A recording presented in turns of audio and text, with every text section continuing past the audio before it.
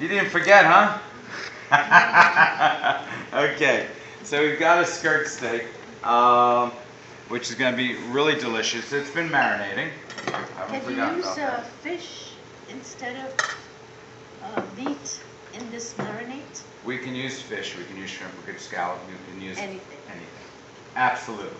And that's what I love about cooking, you know.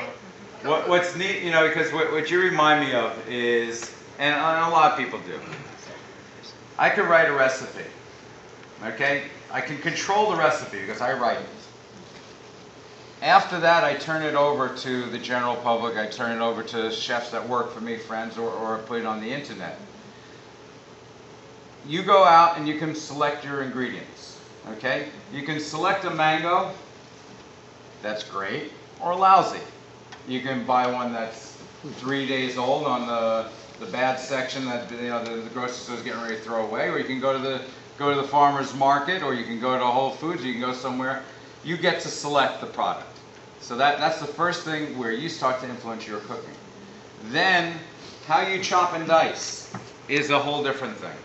Okay? Again, I can have 3 sets of recipes. I buy the ingredients. I buy everything. I get 3 of you standing here chopping, and I say medium dice, and I don't tell you or show you that medium dice looks completely different. Okay? Then not only that, then I say now throw it into the pan and saute it until it's golden brown.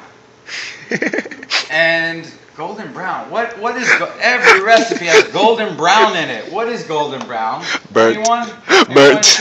Caramelized. Okay. Not black. So she's going for the negative. Come on. Here's golden brown. I've been trying to figure this out. Here's how I've come up with it. Because golden brown, I think about taking a marshmallow on a stick and putting it over the open flame. And you're turning it. Okay? Everyone's done it. And you're sort of backing off, putting it in, backing off. It's getting hot. It's going to start. It's starting to turn, tan, getting there. And either you found golden brown or flash, you burnt it. Right? Where is that happy point? I know people who love that burnt charred thing and go, oh, this is golden brown. This is delicious. You know, but so many recipes. Saute the fish until golden brown. Roast the chicken until golden brown. You know, caramelize the pineapple until golden brown.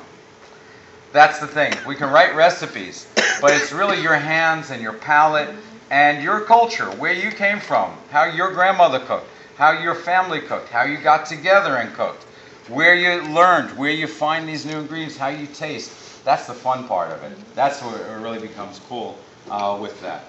So just curious, how were you born in New York, and then you came down and discovered mangoes, and then you became tropical guy who's... Well, that's a good question. You know what? I'll tell you, because it's not only being born in New York, and New York was great because New York is diverse, multicultural, really interesting. Every little street corner, every little neighborhood. So it's a very international city. It is. I call it the city, and that's what it is. And so I was born in the city. Then after that, I thought I went to school there because I wanted to learn how to cook. I started when there was no glory in cooking, and so as I was studying Escoffier and Paul Bocuse and doing those types of things, and said, if I want to cook and be a chef, I had to go to France. So I went to France. I went to Paris. I worked in Paris for a year, and there I was a deuxième commis. A deuxième commis, if you speak French, means you're a commis, which is a helper, which means you get all the dirty work. I was a deuxième commis. I was a second commis. There's a first and a second, so there's a commis first and second. Third down the line. If it was dirty, let the American do it. The fish came in, let the American do that. The mushrooms came in, let him clean that. Let him clean the chickens. Chickens didn't come with bags in the inside in Paris. They came with a little Bunsen burner right over here. And 2 o'clock in the afternoon, that was my job. Burning the edges off of them and pulling all the insides out. So that was wonderful. That was dirty. That was the stuff. And it's like, wow, that's incredible. So after that I went to FIU because I wanted to get a 4-year degree. And there were very few schools doing 4-year degrees, FIU was. I came to Miami, small town. After living in New York and Paris, I came to Miami and I'm like, yeah, right. I'll stay here for a little bit. Went back to New York, worked at Le Cirque in New York for a couple of years, froze my butt taking the train every day, out there in the winters. I said, you know what? Miami wasn't such a small town. And when I came to Miami, what was happening in Miami was it was starting to change a little bit. When I first came here, very transient. Everyone came here, it was all hotel food. It was all food for tourists. Food for tourists. And that food for tourists was kind of hotel food, kind of like they didn't care, or all you can eat, one or the two. Horrible. So that was actually the time when we started as chefs considering what regional cuisine was. Finding out what's in your region, what's great, what's interesting. And so when I started looking around what was interesting in my neighborhood, I found mangoes and papayas and guavas and jobitacabas. I found yucca, calabasa, chayote, plantains. Found lots of these tropical fruits, citruses in the wintertime, spices in the neighborhoods. And I said, you know what? This is our food. This is our food. It makes sense to 90-degree heat, 90% humidity. And so I started to utilize that, and then also added in our local seafood, because our seafood was very important to me. So adding the local seafood is kind of where I added that component.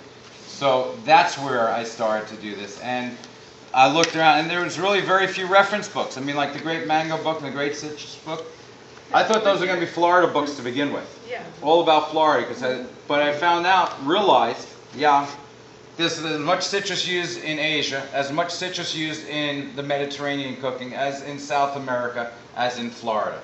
And then looked at the Caribbean, which is really a favorite of mine, because in the Caribbean, each of the influences of the Eurocentric world for a while landed their little boats there, set up shop, brought in people for all sorts of wrong reasons and right reasons, and kind of still a very big cultural mix. But again, it was a new world food. There was a new world of foods that were coming there, with diverse cultures coming there, and so that I started focusing on the ingredients. And I realized that our food is very ingredient based, and that's kind of how I became in love with mangoes with that, and that's kind of where it came from. Okay, so for our steak, I'm going to take a nice mango, and actually for this, let's do this. I'm going to peel this mango for the steak. Okay, just peeling this, because what I'm going to do is then just cut this off.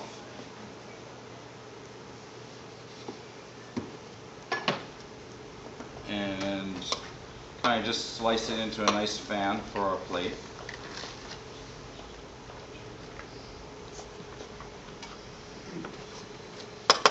So I got a plate here. I'm going to start off with that on the plate.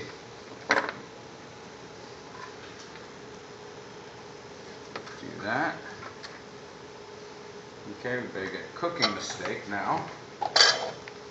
So our steak, what I've done, I've heated that pan up really nice. What I'm going to do is take the steak and kind of dry it slightly. Okay, so because it's a wet marinade, just drying that. Going to then put a little bit of olive oil on that.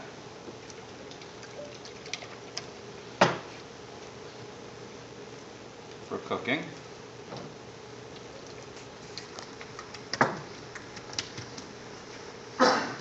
Okay.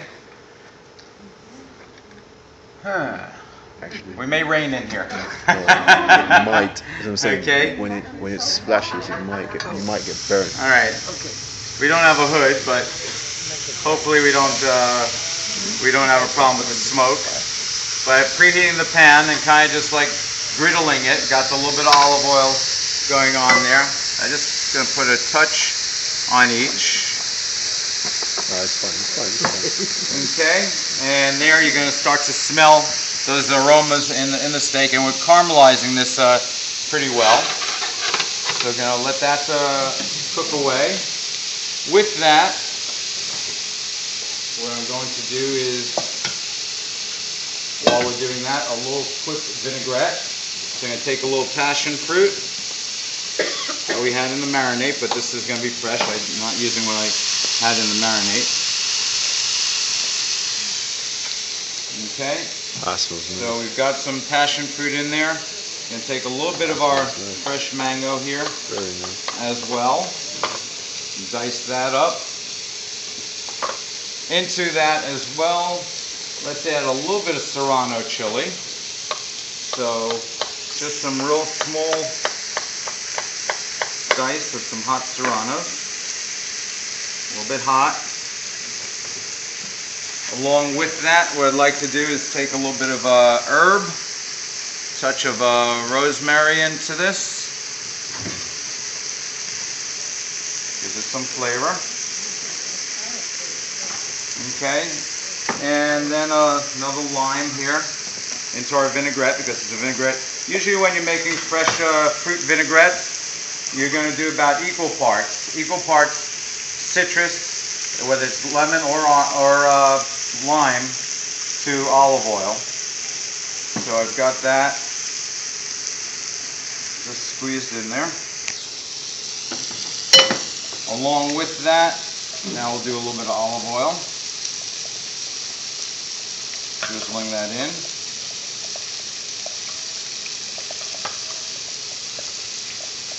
Nice. Okay, our steak's caramelizing here, just so you can see it. Smells great. Okay.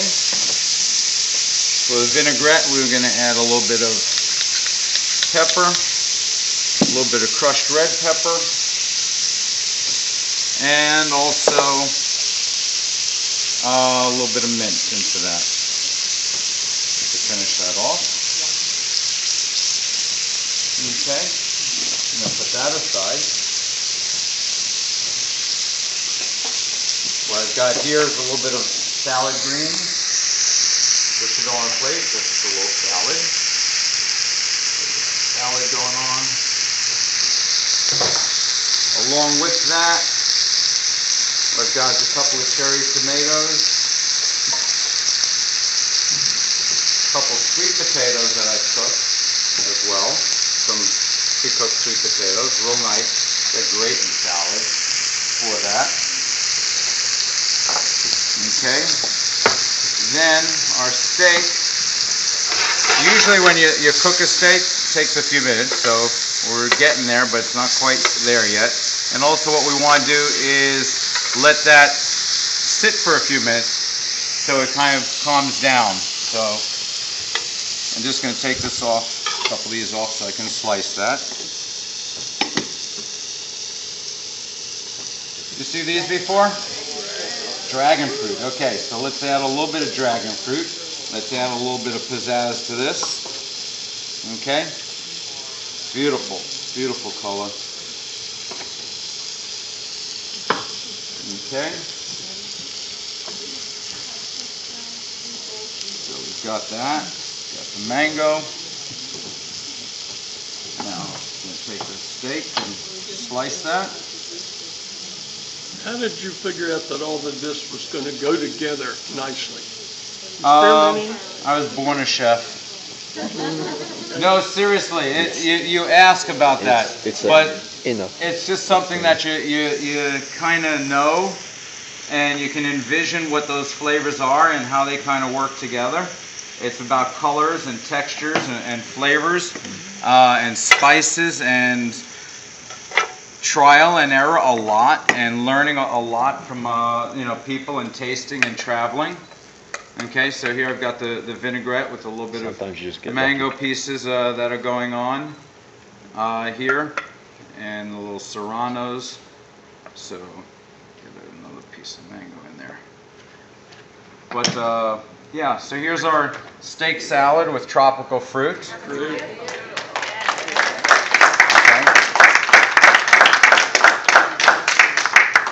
So